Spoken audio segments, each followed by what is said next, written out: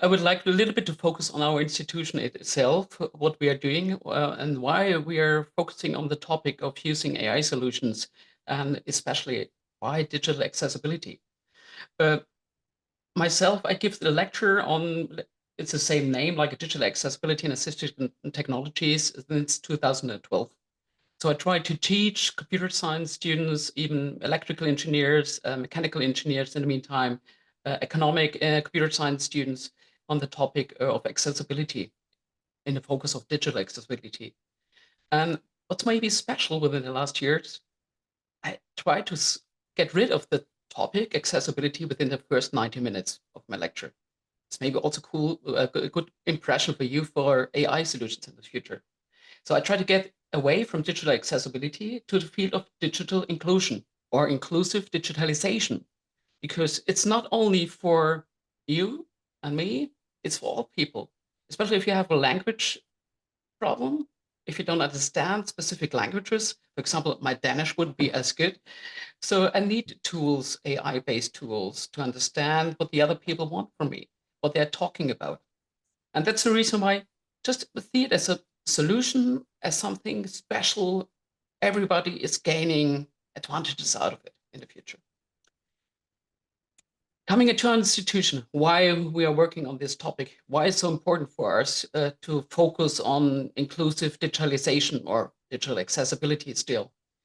So our institution was founded in the year 1987 with the idea of supporting low vision and visually impaired students, blind students in all top fields of STEM subjects.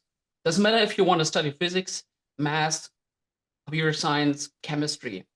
You can come to Karlsruhe in Germany, and we try to support you, advise you how to self-determine your study, how to get through it just by yourself. We don't want you to have an assistant your whole life. One of the main goals is really to give you as many tools and information as you need, that you can really follow your studies yourself, like all other students. And even afterwards, if you go to work somewhere, you don't want to have an assistant always next to you. I think it's the best time now, as mentioned before, to be self-determined in your fields, to work yourself without anybody else helping you the whole day long. So use those tools that are provided to you. So just to give you a short resume, we work then, it's now already almost 37 years. We support at right now in this semester 13 blind, completely blind students and about 25 low vision students. We cover topics like physics, computer science at the moment, biology, chemistry, even like social topics like German and journalism. And we try to really to show the students everything they need to get through all the semesters they have to work on. And coming back now to the next step on research, just by supporting, it's not all. Just being a service center, yeah, we just would have to look around what kind of tools are available on the market and train the students to use them in their daily life, in their daily work. But after a couple of years, we have seen, and from a lot of things, especially in the STEM part of research, there are no tools available. So we have to expand our own research on those topics. So my special topic is digital accessibility in the field of document analyzing, understanding informations and documents, working together with the WCAG, the Web Content Accessibility Guidelines, getting all those topics to the lecturers, to the employees at universities, to use those guidelines to make data more and more accessible already from the basics, from the really base level. So we would try to support them developing own AI solutions. I come later to the point why we can't use ChatGPT and Co, like our colleagues in the US, for example. So we have regulations that don't allow us to use it. And so we have to develop the AI solutions in a way we can use it. Those also supporting assistive technologies. So we work close together with institutions on working on computer vision for human-computer interactions and other university groups and research groups working like on easy language, for example, or usually using chatbot systems to provide help to students in all ways. But the systems all have to run on site at our university. And what's special, why I mentioned it, of Hans-Jürgen's talk, we don't develop for the community. All the work we are doing is always together with the community. We have blind colleagues, we have low vision colleagues, we have colleagues with legasthenia, and we try to involve them in developing all the standards and the tools they're going to use through their studies. So it's always, the research is always gaining by the day-by-day work together with our students and making it even better. And to get rid of those kind of discussions maybe in the future, we always think about it's important for us to teach the upcoming students, not the blind, low vision ones, to teach all students at KIT, all students in computer science and all other engineering topics, that we don't have to talk about accessibility, let's say in about 10 years. It should be the norm, it should be the standard to use the proper tools, the proper ways on making information accessible. And that's why it's really important to teach all students in the techniques to provide accessible information. Because on the other side, especially in math, physics, chemistry, if you make the information in a proper accessible way, you can search for it. Just imagine to have a short study that you, as a mathematician, you look for a specific formula all over the internet, all over the literature you have, and just look for special equations and you just search for it. You have all the data accessible. You can use it for your theoretical research. That was one of the topics mentioned in the first talk today, how to use AI solutions for literature, to find literature, to make it accessible, to read literature, even handwritings and so on. It's important. And the last topic for us, why it's getting more and more important for us at university level to make those kind of information accessible, and why accessibility is really important, and especially with entrepreneurs as you, to get you into the boat, to get you on the topic, is the European Accessibility Act. So you all have to think about, if you want to provide information, software and tools and all kinds of things that can be used at university level, you have to make it accessible. It might be electronic business transactions, like enrollment at universities, how to get your certificates in an accessible way, how to get your grade transcripts, the whole literature at university, all study materials, all the books, scripts, exercises, tutorials. Imagine if it's only handwritten on the board, how to use it, how to search for it, how to make it accessible. All the things have to be regulated within the next, let's say, year, to make it next year summer accessible for all students starting any kind of study at any university within Europe. And now come to the real topic, or the topic of the talk. What is needed at higher education institutions for further improve digital accessibility and assistance with focus on AI solutions? The first tool we had in the talk before, being my AI or being my eyes, that helps you already to come from place A to B, to switch your classrooms, to go to a lab, to go to the library. Let's go to the canteen just for lunch and to talk to other students. It's also all tools you need to get to your proper informations and the places. But especially in Germany, we have one major problem. So it's always data protection. If I talk to other universities within Germany and talk about AI solutions to use it in a daily life, it's always the first point that's going to be mentioned. Okay, sorry, we cannot use it because we have data protection rules and guidelines here at university. We cannot use systems running outside Europe or even running outside our facility or just our university, so we cannot use it. And what's always special as well, our students can use it. Because there's a difference between being employed at the university or just being a student at your university. Because as a student, you can buy all the tools you want to have. Just take example, Microsoft 365. If you use a whole Office product, as a student, you pay for it. It's not expensive for students, but you can use the whole spectrum of the tools. You can use the subtitling of PowerPoint. You can use all the AI copilot tools that are included in Office. We, as employed person at the university, can't. It's not allowed because of the data protection rules. So we have to think in the future, for whole Europe would be the best, how we can take this point into consideration, how to take care about these data protection guidelines. Is there a chance to run most of the tools just on your smartphone, on your own computer? Or do you really need the whole server environment? Do you need these high performance clusters to use it? So this should be the first step to consider and think about how the tools are going to be developed and how the tools are provided to the users. Are they, do you run offline, or do I always need an online connection?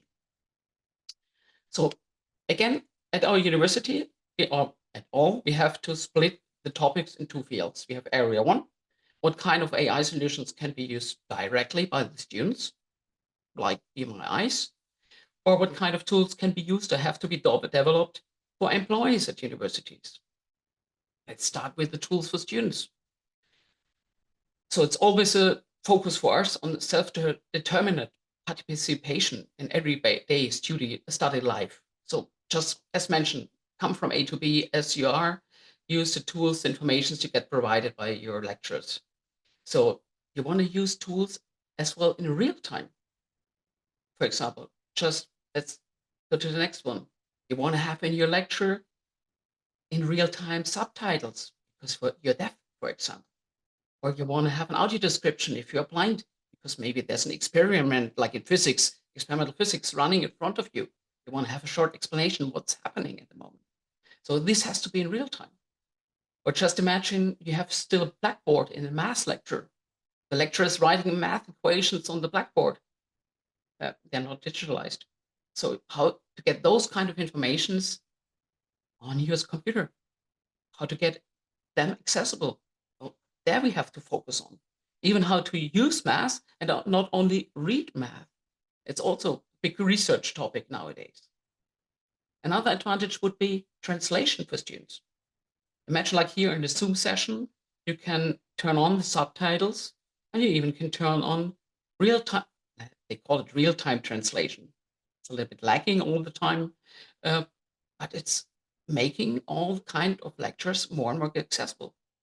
I have students in my lecture. I just stream my lecture on Zoom, and they can translate my lecture in the language they want. They can translate to Chinese, to English, French, whatever, if I speak in German. It's quite easy as it is nowadays. And they can use their own mobile phone or just a tablet in front or their computer to use it.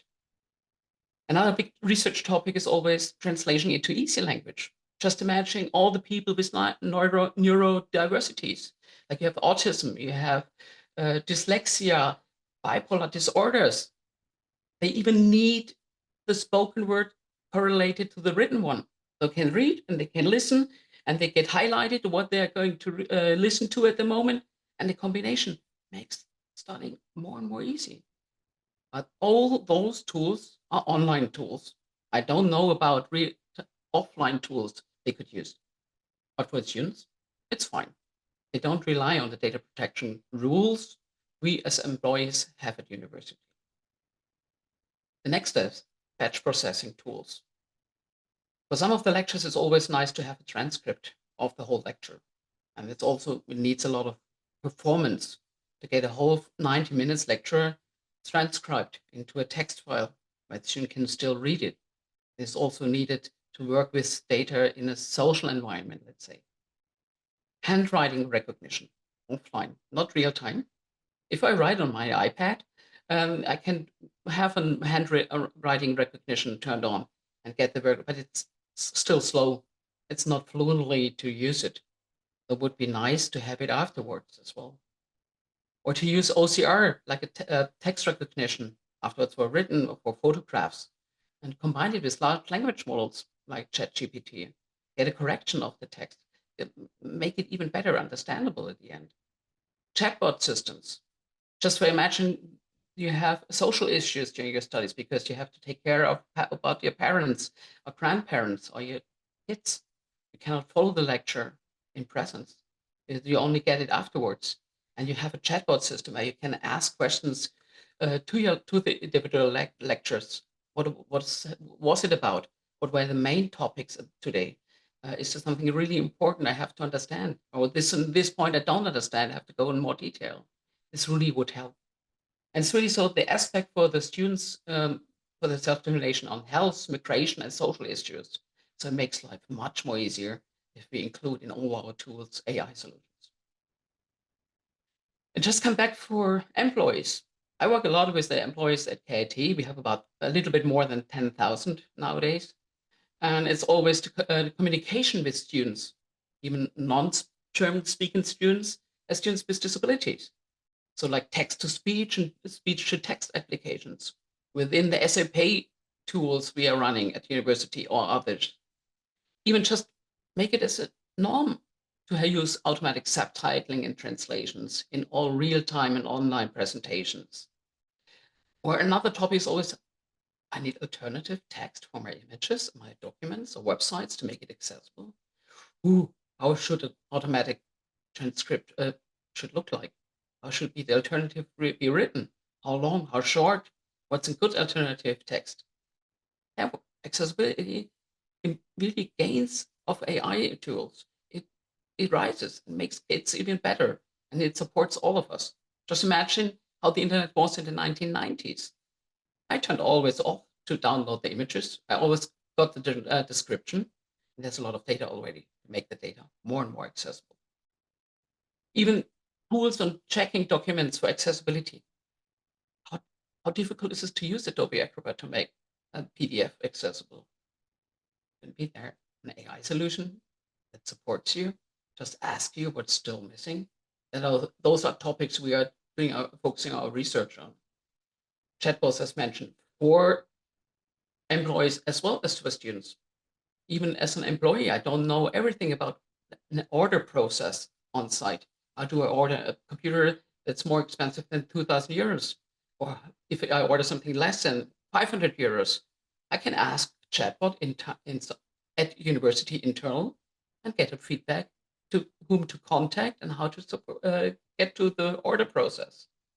So it's a lot of things we have to focus on. And another big topics coming up the next years, how we will work together with mixed realities. Nowadays, we work on the computer, we work on the screen, the mobile phone, the tablet. But we have the first project working together in VR, augmented reality. What about regulations in those fields? How to be collaborative in those mixed environments? Even nowadays, think about working with Google Docs or Microsoft Teams. It's cool as a sighted person, but imagine as a blind person to use Google Docs. You get so many informations. Maybe it works in a one-by-one communication. But imagine you have 50, 100, or 100 students working on one document together. There's so many informations appearing and disappearing. Just keeping as a blind person the overview of the whole document, it's more or less impossible. So even here we have to think about how can AI support us on just focusing on the necessary informations, filtering all those happenings around me, and just giving me the information I really need to work and participate in the whole process with all students. And even in the future, how to adapt all those informations to the specific needs.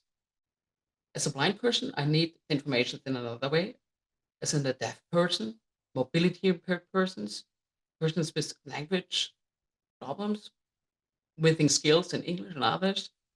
So how to get all those together should be one of the focuses even for companies on providing the tools in a way you can use it in the mixed realities, you can use it in accessibility concerns, and you can use it so persons without any other information skills, let's say. And even if we want to train people, like elderly people, don't know about knowing about using VR, getting on the topic, train them, understand what the problems are by AI solutions, and just support the students and the people and the elderly people in a way they need support, and not just giving them all the information they might need. Just filtering, understanding, recognizing, and getting into a level. But just at least, I think we don't have so much time. And Andreas, I know maybe one or the other wants to get in contact with me. So I have my email address and the LinkedIn code just in the QR code here on the Wellhouse website. Just get in contact with me if you want to know anything more. And maybe in another talk, I can focus a little bit on the real research we are doing, just on document analyzing, how to understand, segment, and classify documents in general, how to know if it's the math book or just a German class. It's all topics we have to focus on in the future. So thanks a lot.